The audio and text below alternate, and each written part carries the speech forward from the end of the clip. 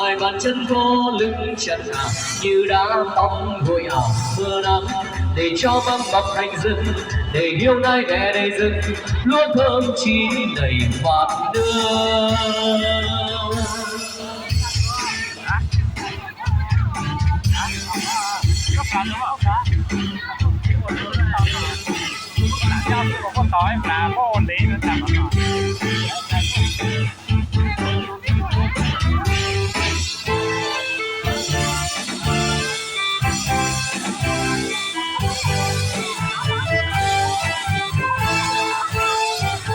Sắc quần đổi xuôi xuống áo theo rừng đi không biết thang đi không biết nào khi đã uống rượu say thật say ái chà rồi lại trèo đèo rồi lại làm nữa khỏe như vui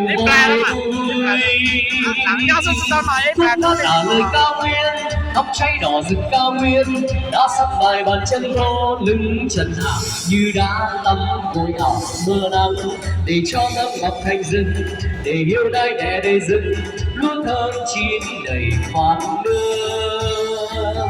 Sắc cuộn nổi suối xuống áo theo rừng đi không biết thang đi không biết nào khi đã uống rượu say thật say ái chà rồi lại trèo đèo rồi lại làm nữa khỏe như voi đuôi khúc đã tả lời cao nguyên tóc cháy đỏ rực cao nguyên đã sắp vài bàn chân lô lưng trần hạ như đã tắm gội ảo mưa nắng để cho ngắm ngọc thành rừng để yêu nai đẻ đầy rừng lúa thơm chín đầy bát nước. Gánh lúa đem về vũ vợ tròn cân gánh lúa đem về vũ vợ tròn cân. Hey.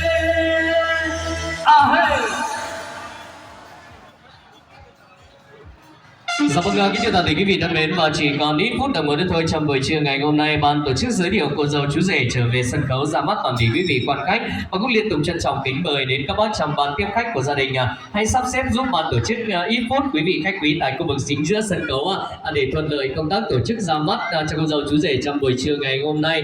Sau đó sẽ trân trọng kính mời toàn thể quý vị trở vào những bàn tiệc sau. Vâng, một lần nữa xin trân trọng kính mời đến quý vị, chúng ta sẽ cùng nâng bước trở về khu vực chính giữa sân khấu ít phút trước giúp ban tổ chức để thuận lợi công tác tổ chức chương trình ra mắt cô dâu chú rể ly sáo và cưới gia sẽ được diễn ra ít phút đồng hồ nữa. Xin trân trọng cảm ơn và kính mời đến toàn thể quý vị. Mời toàn thể quý vị hãy cùng gác lại những tình cảm riêng tư ít phút và dành đến một tràng pháo tay thật tuyệt vời để cùng chào đón sự hiện diện của cô dâu chú rể ly sáo và cưới gia sẽ nâng bước trở về sân khấu ra mắt toàn thể quý vị trong buổi trưa ngày hôm nay. Xin trân trọng kính mời, xin một tràng pháo tay thật tuyệt vời của toàn thể quý vị. Đây là cô dâu chú rể đến cuộc sống bến bờ của hôn nhân và mái ấm gia đình, và từ những cử chỉ rất là thân thiện vừa rồi như là bàn tay nắm lấy bàn tay, ánh mắt chìm trong ánh mắt và đôi môi khẽ chạm đôi môi, khi yêu người ta thể trao nhau tất cả những gì quý giá nhất của cuộc đời này.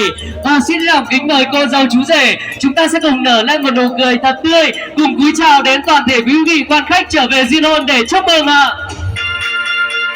Kính thưa toàn thể quý vị thân mến, và ban tổ chức có xin phép được trịnh trọng tuyên bố đại lễ thành hôn của cô dâu chú rể ly sáo và cưới gia trong buổi trưa ngày hôm nay tại trung tâm nhà hàng Tiến Thảo được chính thức bắt đầu.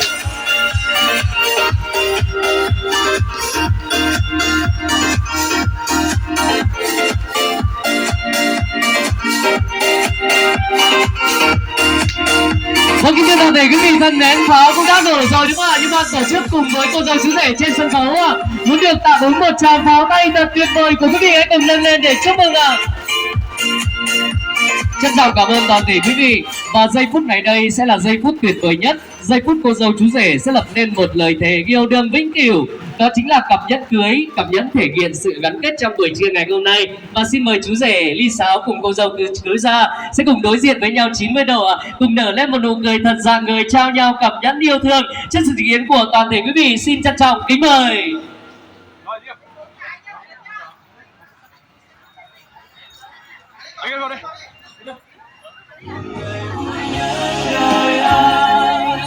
Ngày vui nhất đời em trong chiếc thiệp xinh xinh. hai đời ngàn lời chúc bình an đôi bàn tay siết chặt hai chiếc nhẫn kết lại mình chưa cho ngày vui nhất xa xa trong giấc mơ anh vẫn luôn nhớ đến ngày vui nhất và hôm nay bầu trời trong xanh. Vâng, và xin một tràng pháo tay thật lớn của tất cả quý vị trong buổi trưa ngày hôm nay. Vâng, kính thưa toàn thể quý vị, và kể từ giây phút này trước sự chứng kiến của đông đảo quý vị, cô dâu chú rể ly sáo và cưới gia sẽ cùng chèo lái con thuyền hạnh phúc và cùng sống hạnh phúc trăm năm bên nhau đến đầu bạc và răng long.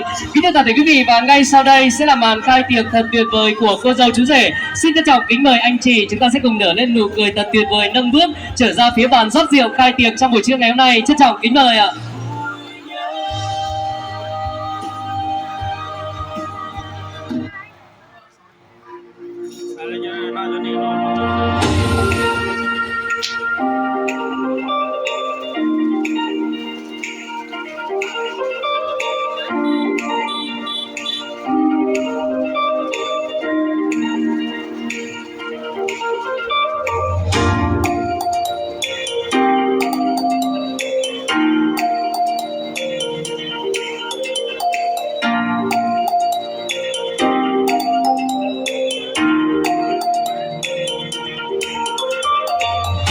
Xin mời cô dâu chú rể, chúng ta sẽ cùng tiếp tục pha ly rượu thứ hai rót lên tháp ly tình yêu trong buổi trưa ngày hôm nay.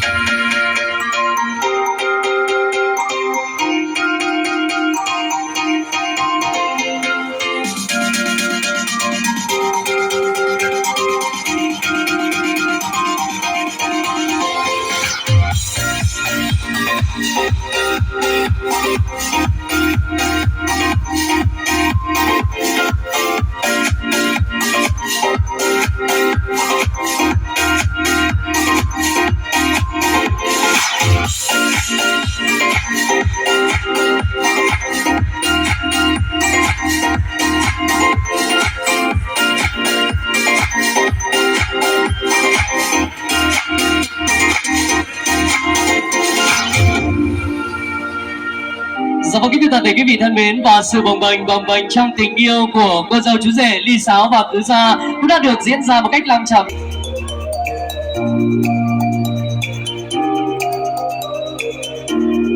Dạ vâng, kính thưa toàn thể quý vị thân mến, và ban tổ chức xin trân trọng kính chuyển lời mời đến toàn thể quý vị.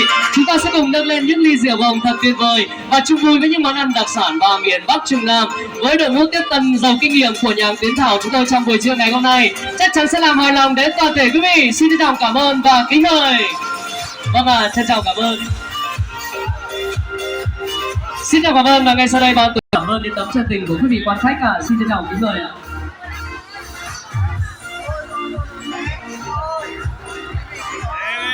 Nhiều vào đây.